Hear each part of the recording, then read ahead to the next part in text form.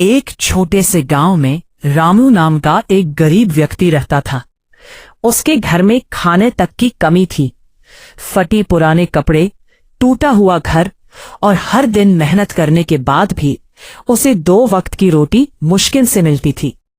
लेकिन रामू के मन में भगवान और माता के प्रति अटूट श्रद्धा थी।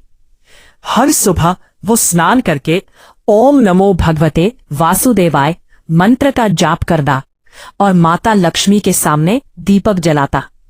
गांव वाले उसका मजाक उड़ाते और कहते, भक्ति से पेट नहीं भरता। लेकिन रामू कभी निराश नहीं हुआ। एक दिन वैकुंठ धाम में माता लक्ष्मी ने भगवान विष्णु से कहा, प्रभु, आपका ये भक्त इतना गरीब है, फिर भी कभी शिकायत नहीं करता। भगवान विष्णु मुस्कुराए और बोले, माता, ये सच्चे मन से भक्ति करता है। समय आने पर इसकी किस्मत अवश्य बदलेगी। अगले दिन रामू जंगल में लकड़ी काटने गया। रास्ते में उसे एक घायल वृद्ध साधु दिखाई दिए। रामू खुद भूखा था, फिर भी उसने अपनी बची हुई रोटी साधु को खिला दी और पानी पिलाया। साधु उसकी सेवा देखकर प्रसन्न हो गए। वे कोई साधारण साधु नहीं थे, स्वयं भगवान विष्णु थे और उनके साथ माता लक्ष्मी भी थी।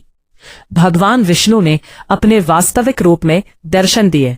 रामू आश्चर्यचकित होकर उनके चरणों में गिर पड़ा।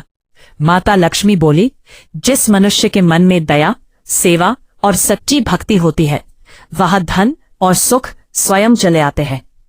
भगवान विष्णु ने रामू को आशीर्वाद दिया, आज से तुम्हारे घर में कभी धन और अन्न की कमी नहीं होगी। अगले ही दिन से रामू का जीवन बदलने लगा।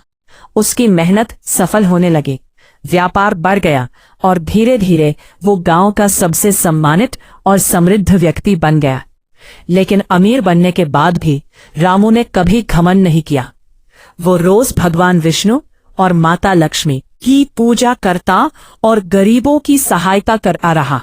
सीख सच्ची भक्ति, मेहनत और दूसरों की सेवा करने वाले व्यक्ति पर भगवान विष्णु और माता लक्ष्मी की कृपा अवश्य होती है।